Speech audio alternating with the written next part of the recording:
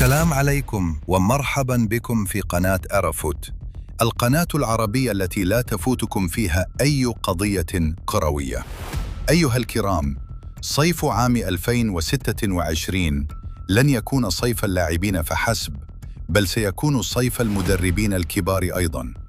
5 من أبرز المدربين في العالم على وشك أن يغادروا أنديتهم، وسوق الإرشاد الفني سيشهد أضخم موجة تغييرات منذ سنوات. من هم هؤلاء المدربون؟ وأين سيحطون رحالهم؟ هذا ما سنكشفه معا في هذا الفيديو. لكن قبل أن نبدأ، لا تنسوا الإعجاب بالفيديو والاشتراك في القناة، فذلك يساعدنا كثيرا على الاستمرار. أندوني إيراولا، بورنموث. نبدأ برجل حول ناديا صغيرا إلى تحفة فنية في الدوري الإنجليزي الممتاز. إنه المدرب الإسباني أندوني إيراولا. منذ أن تولى قيادة بورنموث أبهر الجميع بأسلوب لعب راق وتطوير ملحوظ للاعبين. لكن اليوم وبشكل رسمي أعلن النادي أن إيراولا سيغادر في نهاية الموسم. الرئيس قال: أندوني كان ركيزة أساسية في بناء هذا النادي على مدى 3 مواسم. وهذا الاعتراف يكفي لنفهم حجم ما قدمه هذا المدرب. والآن السؤال الأهم: إلى أين سيذهب؟ ليفربول، نيوكاسل، مانشستر يونايتد وكريستال بالاس كلهم يتسابقون على التعاقد معه. إيراولا هو الاسم الأكثر سخونة في سوق المدربين هذا الصيف. أوليفر غلاسنر، كريستال بالاس. تخيلوا أن تفوز بكأس FA وتتأهل لنصف نهائي الدوري الأوروبي ثم تغادر. هذا بالضبط ما سيفعله المدرب النمساوي أوليفر غلاسنر. غلاسنر رفع كريستال بالاس من مستوى الصراع على البقاء إلى مستوى المنافسة على الألقاب، وهذا في حد ذاته إنجاز نادر. لكنه أعلن رحيله بنهاية الموسم باحثاً عن تحد أكبر.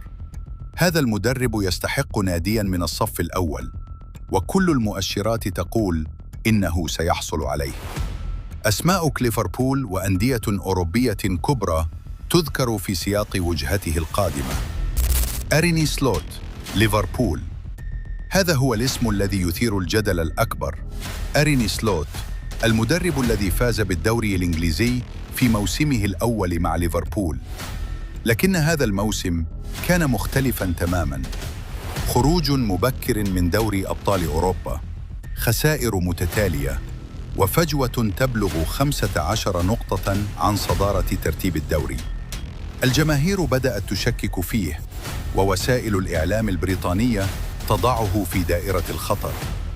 قناة سكاي سبورتس أكدت أن الإدارة لا تزال تدعمه، لكن أوقات المراهنات تقول شيئاً مختلفاً تماماً.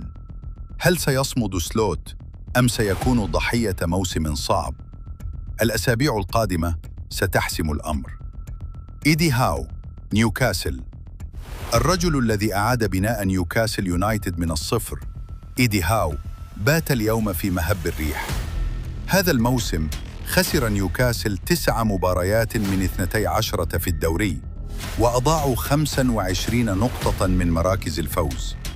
أرقام لا تصدق من ناد كان يحلم باللقب قبل سنوات قليلة. أوقات الرحيل لإيدي هاو انهارت من 16 مقابل 1 إلى 4 مقابل 1 فقط. الضغط يتصاعد، والإدارة أمام قرار صعب. هل تمنحه فرصة جديدة أم تبحث عن بديل؟ ألفارو أربيلو، ريال مدريد. وأخيراً، اسم لا يحتاج إلى تفسير، ريال مدريد. بعد رحيل تشابي ألونسو في يناير، جاء أربيلو مؤقتاً لإدارة السفينة. لكن نادي ريال مدريد لا يمكنه أن يبقى طويلاً بدون مدرب من الصف الأول. الإدارة تبحث وتتفاوض، والأسماء التي تتردد هي إيراولا، يوليان ناغلسمان، وربما مفاجأة الصيف التي لم يتوقعها أحد. من سيجلس على أحر كرسي في كرة القدم؟ هذا ما سنتابعه معاً على قناة أرافوت. هؤلاء هم المدربون ال5 الذين سيزلزلون سوق الصيف لعام 2026.